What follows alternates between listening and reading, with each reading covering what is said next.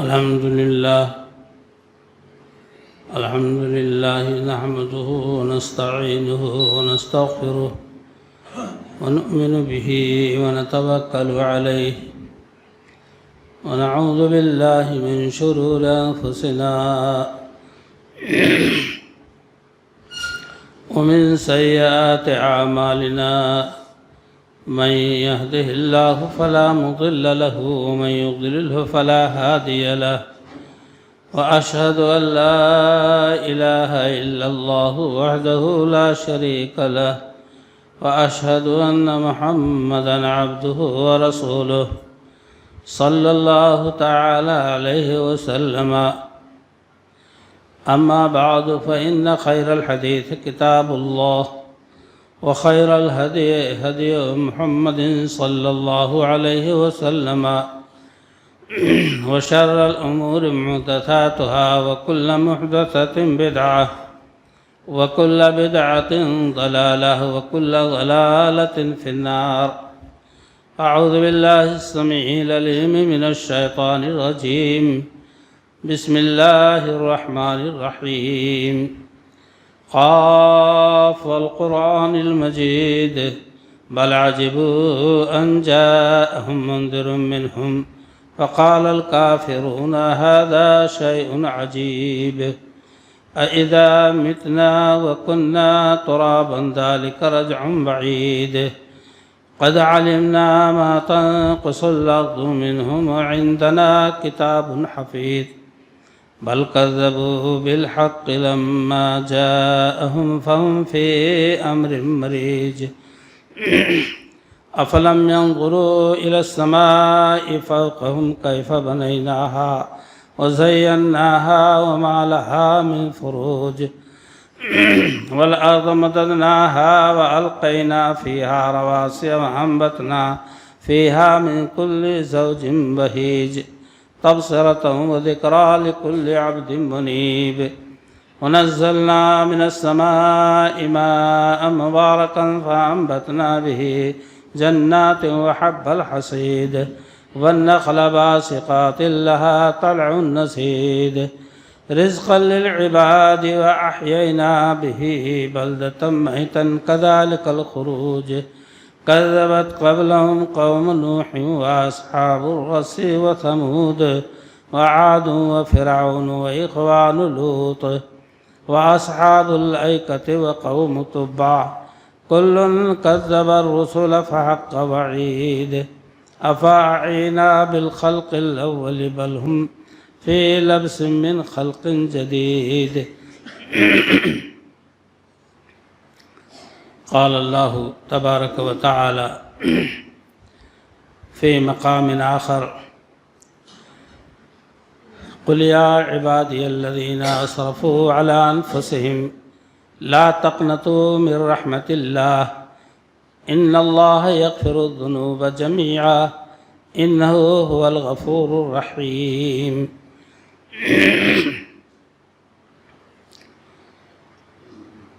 اللہ رب العالمین کی تعریفات و توصیفات کے بعد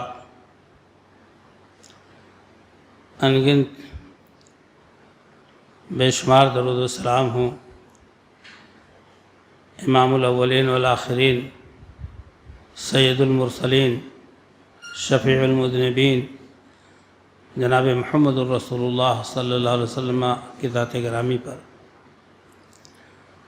محترم حضرات، ایک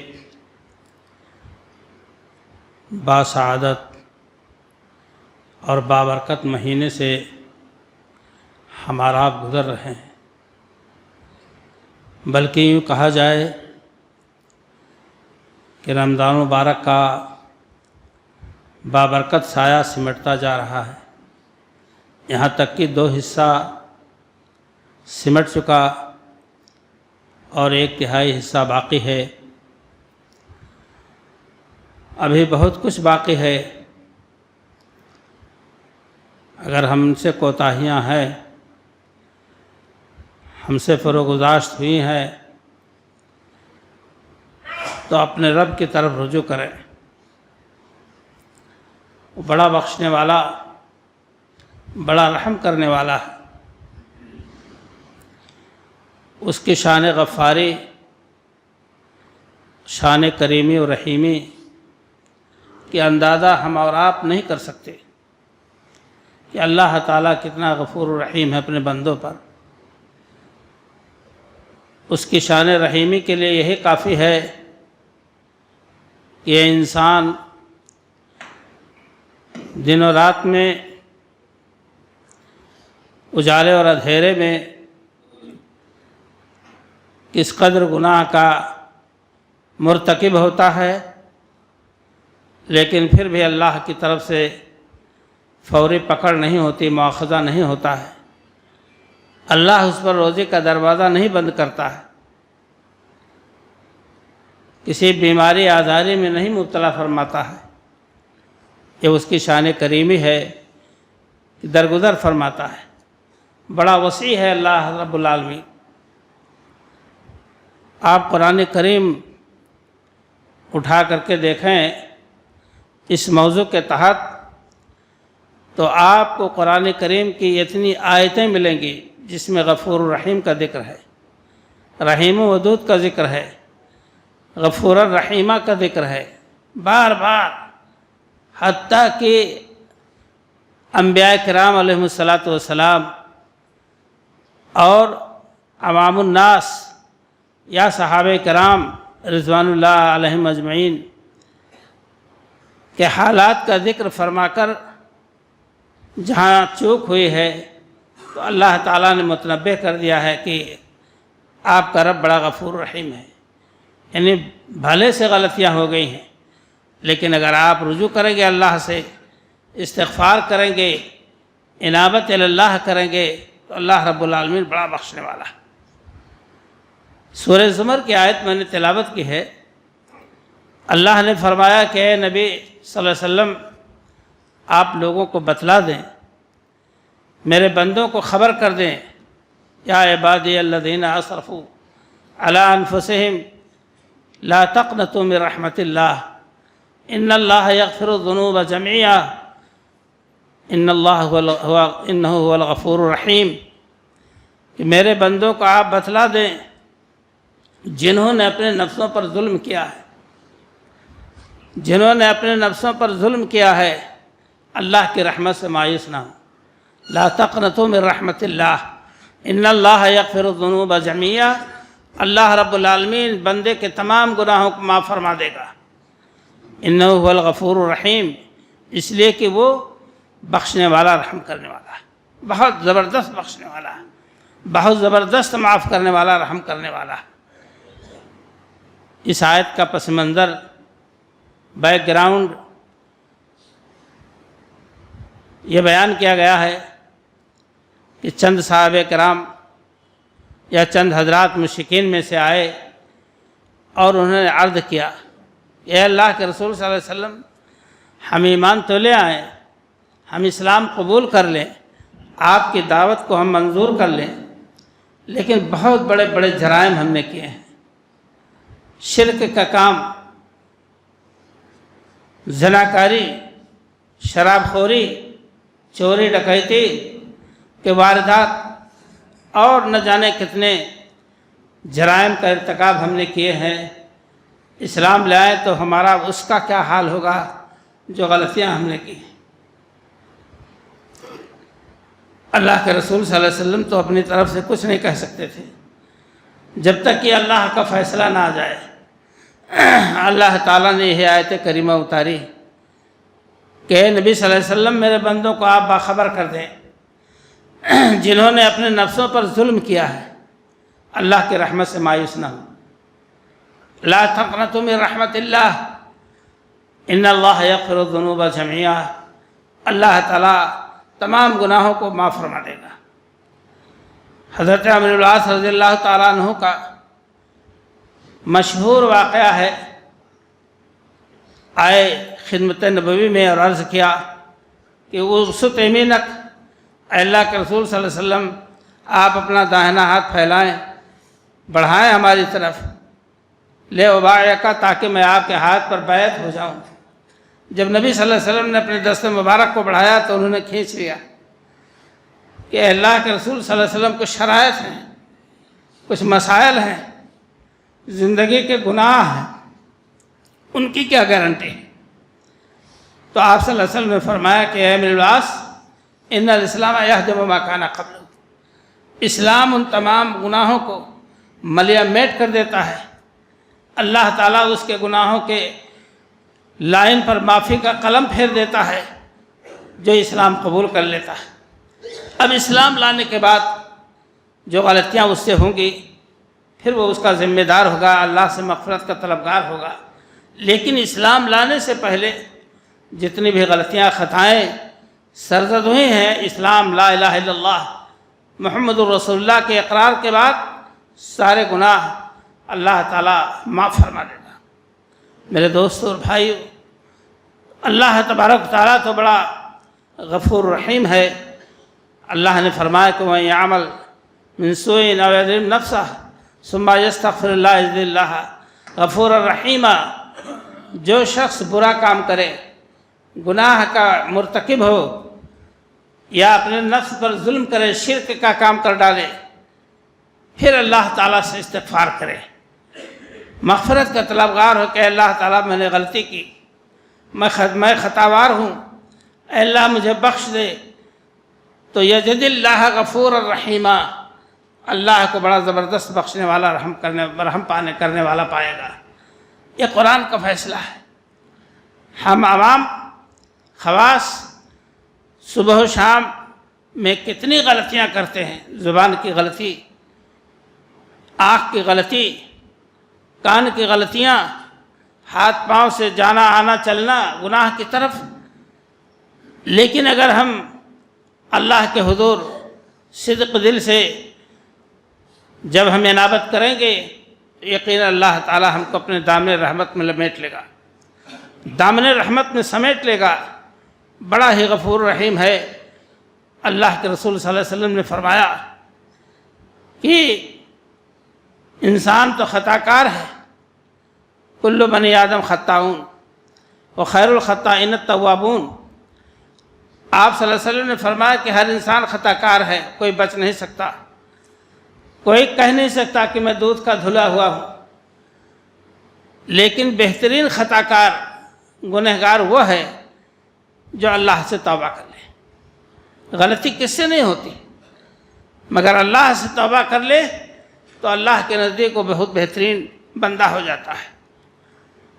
جبکہ اللہ تبارک و تعالی بندے کی نیت پر، اس کے اخلاص اور صدق دل پر اللہ تعالیٰ اس کو نیکی دیتا ہے اور گناہ کو مٹاتا ہے۔ مشہور واقعہ ہے کہ ایک آدمی نے 99 کے بعد 100 قتل کیے اور اس کے بعد تلوار پھینکی اور چل دیا کہ اب جا رہے ہیں ہم اللہ کی طرف، اس سے رجوع کریں گے، اس سے معافی مانگیں گے۔ کچھ دور چلا، زمین پہ گرا اور انتقال کر گیا۔ رحمت کے فرشتے آئے، زحمت کے فرشتے آئے۔ ایک گروہ کہتا ہے اس نے 100 قتل کیے، ایک گروہ کہتا ہے توبہ اور استغفار اور اللہ کی طرف چل پڑا ہے اللہ کی رحمت کا امیدوار ہو کر۔ تو ایک شخص پہنچتا ہے، کہتا ہے کہ زمین ناپو، کیا اس بستی سے قریب ہے جس بستی کی طرف جا رہا تھا لوگوں کے ساتھ بیٹھنے کے لیے، اٹھنے کے لیے، توبہ استغفار کے لیے، یا جہاں سے جرم کر کے آئے وہ زمین کم ہے؟ ناپا گیا تو وہ زمین دور ٹھہری، اور وہ زمین جو جس گاؤں میں جانا چاہتا تھا، جہاں اللہ والے تھے، اہل اللہ تھے، وہ قریب پڑی تو رحمت کے فرشتے اس کے روح کو لے کر گئے اللہ کے۔ میرے دوستو اور بھائیو، اللہ تبارک تعالیٰ ارشاد فرماتا ہے، حدیث قدسی ہے، رسول کائنات صلی اللہ علیہ وسلم فرماتے ہیں کہ اللہ فرماتا ہے۔ جب آپ صلی اللہ علیہ وسلم نے فرمائے کہ اللہ فرماتا ہے تو وہ حدیث قدسی ہو جاتی ہے کہ اللہ کا فرمان ہے۔ یا ابن آدم ما دعوتنی ورجوتنی قد غفرت لک ما فیک علی ما فیک ولا ابالی۔ اے انسان، ابن آدم، اے آدم کی اولاد، تو نے مجھ سے دعا کی ہے تو میری رحمت کا امیدوار ہوا ہے تو جا، میں نے تجھے بخش دیا ان تمام معاملات میں جو تیرے اندر باتیں تھیں، میں نے بخش دیا، ولا ابالی، ہمیں اس کی کوئی پرواہ بھی نہیں ہے کہ بخشنے کے بعد پچھتاؤں کہ بلا وجہ یہ غلطی ہو گئی، کوئی پرواہ نہیں۔ اور یہی نہیں، اللہ تعالیٰ فرماتا ہے، ابن آدم لو بلغت ذنوبک عنان السماء، اگر تیرے گناہ آسمان تک پہنچ جائیں، بھر جائیں یا آسمان زمین کے بیچ، اور اس کے بعد ثم استغفرتنی، پھر تو ہم سے مغفرت کا طلبگار ہو، تو قد غفرت لک ولا ابالی، میں تمہارے گناہ کو بخش دوں گا، مجھے کوئی پرواہ نہیں۔ اور پھر اللہ تعالیٰ فرماتا ہے کہ یا ابن آدم لو لقیتنی اتیتنی بقراب الارض، اے انسان اگر تو زمین کے اور خلا ملا کے برابر، زمین کے وزن کے برابر تو گناہ لے کر کے آئے، ولا تشرک بی شیئا، اور میرے ساتھ کسی کو شریک نہ کیا ہو، شرک کا کام نہ کیا ہو، چاہے چھوٹی چیز یا بڑی چیز، کسی بھی چیز کو میرے ساتھ شریک نہ ٹھہرایا ہو، کیونکہ شرک اتنا بڑا ظلم ہے، شرک اتنا بڑا ظلم ہے کہ اس سے بڑا ظلم انسان کی زندگی میں کوئی اور کام نہیں ہو سکتا ہے، نہ اس زمین کے اوپر نہ آسمان کے نیچے۔ اسی لیے اللہ تعالیٰ نے تو فرما دیا کہ اللہ مشرک کو نہ بخشے گا اور جس کو چاہے بخش دے گا۔ ان اللہ لا یغفر ان یشرک بہ ویغفر ما دون ذلک لمن یشاء، اللہ کے رسول صلی اللہ علیہ وسلم نے فرمایا کہ لا اتیتک بقراب الارض، اے بندہ میں تیرے گناہ کو بخش دوں گا، اس شرط پر کہ تو نے شرک نہ کی ہو۔ میرے دوستوں اور بھائیوں، جب یہ اللہ اپنے بندوں کو خود پکار کر بتلا رہا ہے کہ میں گناہوں کو کیسے کیسے بخشتا ہوں، لیکن شرط ہے کہ ہم اس کی طرف جھکیں۔ انبیاء کرام علیہ السلام کے حالات کا جائزہ لیں، قرآن کے آئینے میں، قرآن کی روشنی میں۔ یہ آدم علیہ السلام، یہ نوح علیہ السلام، یہ اسماعیل علیہ السلام، یہ داؤد علیہ السلام، یہ حضرت ایوب علیہ السلام، یہ انبیاء کرام کی ایک لائن لگی ہوئی ہے جو اللہ سے مغفرت کے طلبگار ہوتے ہیں، اس کے رحمت کے امیدوار ہوتے ہیں۔ یہ بہت بڑا درس ہے ہم گنہگاروں کے لیے کہ جب انبیاء کرام کا یہ حال رہا تو ہم کس کھیت کے بتھوئے ہیں اور ہم کس جگہ ہمارا شمار و خطار ہے۔ ہم تو کہیں زیادہ گئے گزرے لوگ ہیں جن کی زندگی میں تقریباً 24 گھنٹے میں بمشکل ہم اور آپ اللہ کی طرف رجوع کرتے ہیں۔ برادران اسلام، یہ رحمت کا مہینہ ہے، سمٹتا جا رہا ہے، 20 دن سمٹ چکے، تقریباً 10 دن اور باقی ہے۔ انشاءاللہ ان تمام دنوں میں ہم اپنے مولا کو راضی کریں، اپنے رب کی طرف رجوع کریں۔ آج 20 تاریخ ہے، شام کو 21ویں تاریخ ہوگی۔ اللہ کے رسول جناب محمد رسول اللہ صلی اللہ علیہ وسلم کا معمول تھا کہ اذا دخل العشر شد میزرہ واحیا لیلہ وانقذ اہلہ، جب آخری عشرہ شروع ہوتا تو آپ صلی اللہ علیہ وسلم کمر بستہ ہو جاتے، کمر کس لیتے عبادت کے لیے، جبکہ پوری زندگی آپ صلی اللہ علیہ وسلم کی عبادت ہی سے تعبیر ہے، کوئی لمحہ ایسا نہیں جس میں آپ کی عبادت نہ شامل ہے اللہ کی۔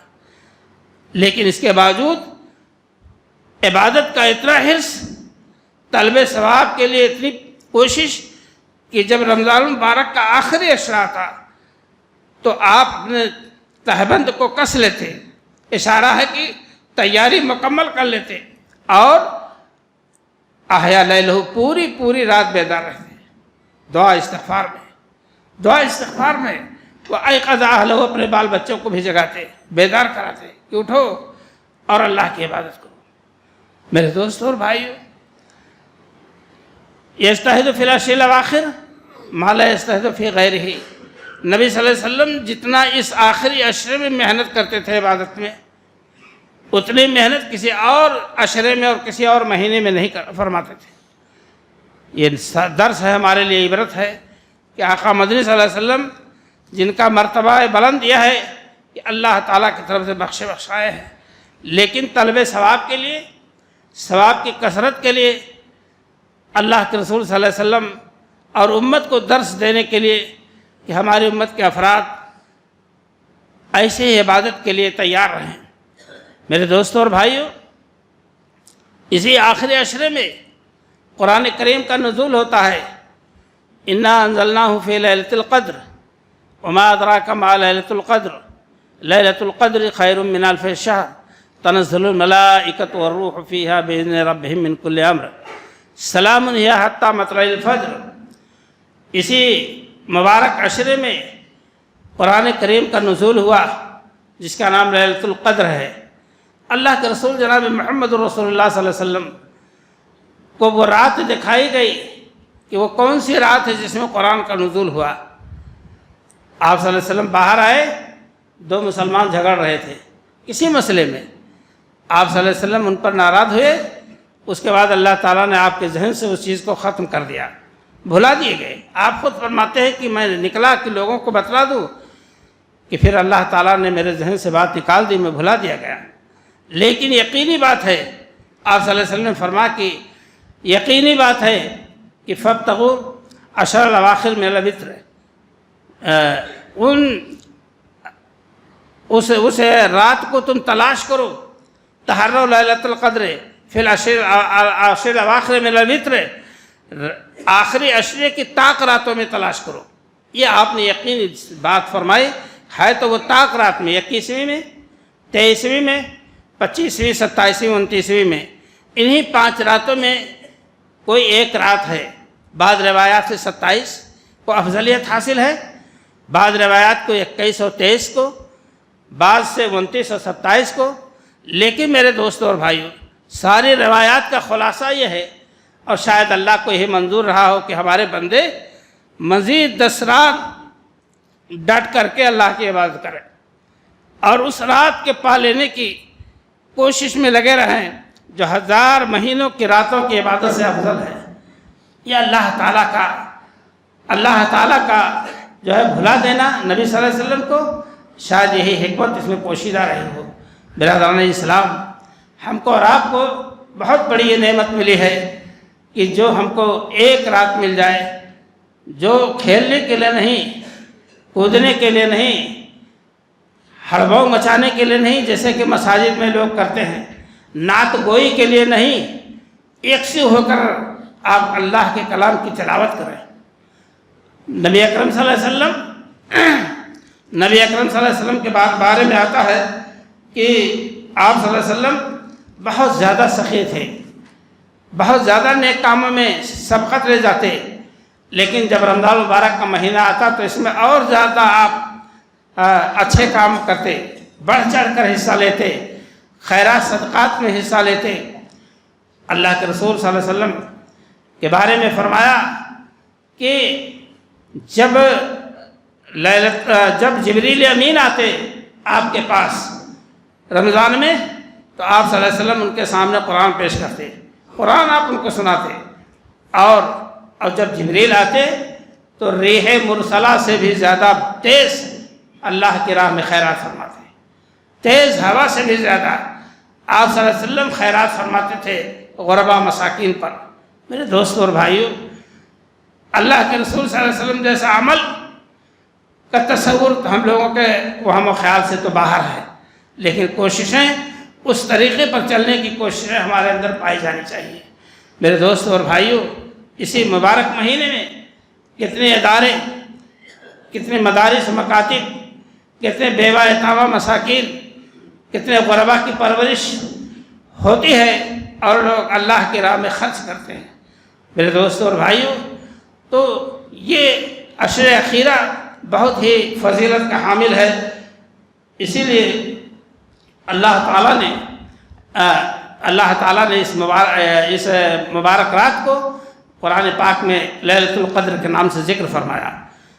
اعتکاف اسی مقصد سے کی جاتی ہے کہ بندہ یکسو ہو کر، دنیا کے کاروبار سے الگ ہو کر، مسائل سے الگ ہو کر، ایک دم اللہ کی طرف دھیان گیان لگا کر بیٹھ جائے، نوافل پڑھے، تلاوت کرے، ذکر و اذکار کرے، اللہ کے سامنے ہاتھ پھیلا کر دعائیں کرے۔ یہ اعتکاف کا مفہوم ہے، اس میں بکواس نہیں ہونی چاہیے، ادھر ادھر کی باتیں نہیں ہونی چاہیے۔ نبی صلی اللہ علیہ وسلم نے فرمایا کہ معتکف جنازے میں نہیں شریک ہو سکتا ہے، کوئی گھر کا آدمی بیمار ہو جائے تو اس کو نہیں دیکھ سکتا ہے، نہ جنازے میں جا سکتا ہے، صرف انسانی ضرورت کے لیے وہ گھر سے نکل سکتا ہے۔ وہ کیا ہے؟ پیشاب پاخانہ ہے یا نہانا ہے۔ لیکن اگر غسل خانے کا انتظام جیسا کہ آج کل مساجد میں ماشاءاللہ ہے، لیٹرین باتھ روم کا ہے، تو اس کی بھی ضرورت نہیں کہ آدمی اس کے دائرے سے باہر جائے۔ یہ پابندی ہے کہ اعتکاف کا بہت بڑا اجر یہی ہے کہ ہم کو 10 راتیں وہ ملیں کہ جس میں ہم اللہ کی طرف یکسو ہو کر، دنیا سے کٹ کر کے الگ ہو کر ہم اس کی عبادت میں مصروف کار رہیں۔ میرے دوستوں اور بھائیوں، اللہ کے رسول جناب محمد الرسول اللہ صلی اللہ علیہ وسلم، اللہ کے رسول جناب محمد الرسول اللہ صلی اللہ علیہ وسلم سے صحابیات نے پوچھا کہ اے اللہ کے رسول صلی اللہ علیہ وسلم، یہ رات آ جائے، ہم کو مل جائے تو ہم کیا کریں؟ کون سی دعا پڑھیں؟ تو آپ نے فرمایا کہ اللہم انک عفو تحب العفو فاعف عنی۔ آپ صلی اللہ علیہ وسلم فرمایا کہ تم یہ دعا پڑھو، اے اللہ تو سراپا معافی ہے، اللہم انک عفو تحب العفو فاعف عنی، تو اے اللہ ہمیں تو معاف فرما دے۔ آپ صلی اللہ علیہ وسلم کی تعلیم ہوئی کہ بندہ اللہ سے مغفرت کا طلبگار ہو۔ اللہ کے نیک بندوں کی خصوصیت رہی ہے، یا ایھا الذین آمنوا توبوا الی اللہ توبۃ نصوحا عسیٰ ربکم ان یکفر عنکم سیئاتکم ویدخلکم جنات تجری من تحتہا الانہار یوم یخزی اللہ النبی والذین آمنوا معہ متی نصر اللہ الا ان نصر اللہ قریب، کہ جب اللہ کہتا ہے ایمان والو تم سچی توبہ کرو، اخلاص کے ساتھ مخلصانہ توبہ کرو، امید ہے کہ اللہ تعالیٰ تمہارے گناہوں کو بخش دے گا اور ایسے باغات میں داخل کرے گا جس کے نیچے سے نہریں ہوں گی، اور اللہ اس دن تمہیں رسوا نہ کرے گا جس دن آپ نبی صلی اللہ علیہ وسلم کے ساتھ ہوں گے۔ تو نبی صلی اللہ علیہ وسلم کو اور آپ کی امت کو، اہل ایمان اور عمل صالح کرنے والوں کو اللہ تعالیٰ اس دن رسوا نہ کرے گا۔ یسعیٰ نورہم بین ایدیہم و بایمانہم، روشنی ان کے داہنے طرف، ان کے بائیں طرف، ان کے سامنے ایسے دوڑ رہی ہوگی۔ میرے حضران اسلام، یہ مقام کس کو ملے گا؟ مخلصانہ انداز میں توبہ کرنے والوں کو، جس کا مطلب یہ ہے کہ ہم آج خطا کار تھے، توبہ کرتے ہیں، اے اللہ عہد و پیمان کرتے ہیں کہ آئندہ ہم ایسے قصور سے اور ایسی غلطی سے باز رہے۔ جب یہ جذبہ پیدا ہوگا مخلصانہ، تب انشاءاللہ ہم اور آپ اچھی زندگی گزارنے کی کوشش کریں گے۔ یہی نہیں میرے دوستوں اور بھائیوں، آج توبہ کر لیا اور کل اب اس سے آپ بیگانہ ہو گئے، آپ اس سہارے پہ ہو گئے کہ ہم نے رمضان میں نمازیں پڑھ لی، تلاوت کلام پاک کر لیا، توبہ استغفار کر لیا، اور اللہ کے فرمان کے مطابق من صام رمضان ایمانا واحتسابا غفر له ما تقدم من ذنبه ومن قام رمضان ایمانا واحتسابا غفر له ما تقدم من ذنبه ومن قام لیلۃ القدر ایمانا واحتسابا غفر له ما تقدم من ذنبه۔ جو رمضان کے روزے رکھے ایمان و احتساب اخلاص کے ساتھ، اور جو رات میں کھڑے ہو کر اللہ کی عبادت کرے، تراویح اور تہجد ادا کرے ایمان و اخلاص کے ساتھ، اور جو لیلۃ القدر میں شب بیداری کرے ایمان و اخلاص احتساب کے ساتھ، اس کے پچھلے گناہ اللہ تعالیٰ معاف فرما دیتا ہے۔ لیکن یہ سلسلہ اس وقت تک جاری رہے گا جب آپ اپنے کو اللہ سے مربوط رکھیں گے، اللہ سے اس تعلق اپنا جوڑے رکھیں گے۔ یہ نہیں عیسائیوں کی طرح ہمارا طرز عمل ہو گیا، یہودیوں کی طرح سے ہمارا معاملہ ہو گیا کہ کسی نے سنیچر کو اپنے توبہ استغفار کا دن، کسی نے اتوار کو مقرر کر لیا، مسلمانوں نے ان کے دیکھا دیکھے اپنا جمعہ کے دن مقرر کر لیا۔ اللہ کے رسول صلی اللہ علیہ وسلم نے اسی کو فرمایا تھا کہ وقت آئے گا کہ لَتَتَّبِعَنَّ سُنَنَ مَنْ كَانَ قَبْلَكُمْ، کہ تم عنقریب ان لوگوں کے طریقے کی پیروی کرو گے جو تم سے پہلے گزر چکے۔ صحابہ نے پوچھا الیہود والنصارہ، قال فمن، یہود و نصارہ ہے اللہ کے رسول صلی اللہ علیہ وسلم ہم سے پہلے؟ ان کی پیروی آپ کی امت کرے گی۔ آپ نے فرمایا اور کون ہم سے پہلے گزرے ہیں؟ نہیں، یہود و نصارہ کی۔ آج اندازہ کر لیں ہم کہ ہمارا چہرہ نہیں اسلام والا، ہمارا پہننا نہیں اسلامی لباس نہیں کہ ڈھیلا ڈھالا ہو اس میں نماز سے ادا کر لیں۔ پینٹ شرٹ پر میں بحث نہیں کر رہا ہوں، ڈھیلا ڈھالا لباس مسنون طریقے کا جس میں نماز کی ادائیگی اچھے انداز میں ہو سکے، اور نہ اسی طرح سے ہماری زندگی کے حالات رہ گئے۔ ہم نے یہود و نصارہ کا طرز عمل اپنے زندگی میں بالکل جاری و ساری کر لیا اور اسی کو کامیابی کا سب سے بڑا زینہ سمجھا گیا۔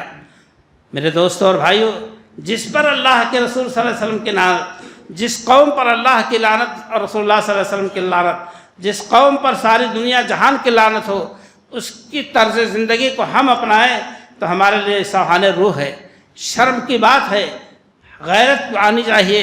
میرے دوستوں اور بھائیوں، تو ہم اور آپ جو یہ مہینہ پائے ہیں، اللہ کی طرف سے بہت بڑی خوبی ہے ہمارے لیے، اس کا بہت بڑا انعام ہے۔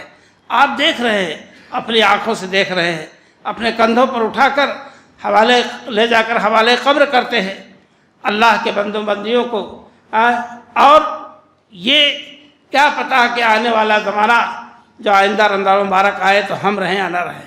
اس لیے ہمارے اور آپ کی تو کوشش 100% یہ ہونی چاہیے کہ ہم اللہ سے اپنا راستہ جو ہے تعلق استوار رکھیں اور اس سے ہم آہنگ رہیں، اس سے جڑے رہیں، اس سے ایک لفظ بھی کٹنے کی کوشش نہ کریں، اس لیے کہ ہم کو اسی کی ضرورت ہے۔ برادران اسلام، ہم اور آپ اس بات پر توجہ دیں۔ ابھی آپ نے دیکھا ہفتہ عشرہ میں ہمارے ہی جمعیت کے 2 مائیں بہنیں دنیا سے رخصت ہو گئی، اللہ تعالیٰ ان کی مغفرت فرمائے، وہ ہماری دعاؤں کے اور اسی طرح سے کتنے لوگ رمضان مبارک آتے آتے ہماری نگاہوں سے اوجھل ہو گئے اور سپرد خاک کر دیے گئے۔ وہ سب ہمارے آباء و اجداد سب ہم سب کی دعاؤں کی اس وقت محتاج ہیں اور ہمیشہ محتاج رہیں گے جب تک ہم زندہ رہیں۔ اپنے لیے، اپنے ماں باپ کے لیے، تمام مومنین کے لیے یہ دعائے خیر کریں کہ اللہ تعالی ہم سب کی مغفرت فرمائے۔ یہ بہت بڑی ضروری بات ہے۔ قرآن کریم میں رب اغفر لی ولوالدی وللمؤمنین یوم یقوم الحساب، اللہ ہی کی یہ تعلیم ہے کہ بندہ دعا کرے کہ اے ہمارے رب تو مجھے بخش دے، میرے ماں باپ کو بخش دے، تمام مومنین کو بخش دے قیامت کے دن۔ کتنا ظرف ہے قرآن کا، وسیع ظرف ہے قرآن کا، اللہ کے فرمان کا، کہ تمام مومنین جو اللہ پر ایمان لانے والے ہیں، عمل صالح کرنے والے ہیں، اے اللہ ان سب کو بخش دے۔ یہ دعا ہے، اور اس طرح سے کتنی دعائیں ہیں قرآن کریم میں، احادیث نبویہ میں، جنہیں ہم کو اور آپ کو یاد کر کے اپنی دعاؤں میں پڑھنا چاہیے۔ میرے دوستوں اور بھائیوں، یہ رمضان المبارک کا مہینہ، یہ رمضان المبارک کا مہینہ ہم سے اور آپ سے ایک کے بعد دیگرے جدا ہوتا جا رہا ہے۔ مختصر دن 1/3 حصہ باقی بچا ہے۔ ان تمام ایام میں ہم رمضان المبارک کی قدر جیسا کہ اس کا حق ہے اس طرح قدر کرنے کی کوشش کریں، ثواب کو حاصل کریں اور اللہ سے دعا مغفرت استغفار طلب کریں، اور اللہ تعالیٰ بڑا بخشنے والا رحم کرنے والا ہے۔ اے لوگو، ایک دعا ہے جو عرض کرنے جا رہا ہوں، پڑھنے جا رہا ہوں، آپ لوگوں کی ذمہ داری ہے کہ اس دعا پر آمین کہیں۔ حالات دنیا کے بہت ہی خطرناک و خراب چل رہے ہیں، اس میں کوئی شک نہیں۔ تو دنیا کو، اپنے ملک کو، اپنے سماج کو، اپنے وطن کو امن و سکون بخشنے کے لیے دعا، اور پھر اپنے مسلمان بھائیوں کے لیے، مساجد و مدارس کے لیے امن و سکون کے لیے دعا کرنی ہماری اور آپ کی ذمہ داری ہے۔ اللہم اغفر للمؤمنین والمؤمنات والمسلمین والمسلمات، اللہم الف بین قلوبہم واصلح ذات بینہم، اللہم انصرہم علی عدوک وعدوہم، اللہم العن الکفرۃ الذین یصدون عن سبیلک ویکذبون رسلک ویقاتلون اولیاءک، اللہم خالف بین کلمتہم وزلزل اقدامہم وشتت شملہم وفرق جمعہم ودمر دیارہم، اللہم انا نزلک فی نحورہم ونعوذ بک من شرورہم، اللہم انزل بہم بأسک الذی لا تردوہ عن القوم المجرمین۔ اے الہ العالمین، تو ہم مسلمانوں کی دعاؤں کو اپنے حق میں، اپنے ملک کے حق میں، تمام مسلمانوں کے حق میں اللہ تعالیٰ قبول فرما، مساجد و مدارس کی حفاظت فرما۔ اے الہ العالمین، ان پر لعنت ہو جو تیرے بندوں کو قتل کرتے ہیں، انبیاء کو قتل کرتے ہیں، تیرے بندوں کو تیرے ذکر سے روکتے ہیں، ایسے لوگوں پر اللہ کی لعنت ہو۔ اللہ تعالیٰ ہم سب کے تمام مسلمانوں کی مدد فرمائے اور غیب سے اللہ تعالیٰ ہمارا تعاون فرمائے۔ میرے دوستوں اور بھائیوں، یہ چند باتیں تھیں آخری عشرہ کے متعلق، قرآن کی تلاوت کے متعلق اور خیرات و صدقات کے متعلق۔ اللہ تعالیٰ ہم سب کے دعاؤں کو قبول فرمائے اور نیکیوں کو زیادہ سے زیادہ عملی جامہ پہنا کے توفیق عطا فرمائے۔ آمین، تقبل یا رب العالمین، وصلی اللہ تعالیٰ۔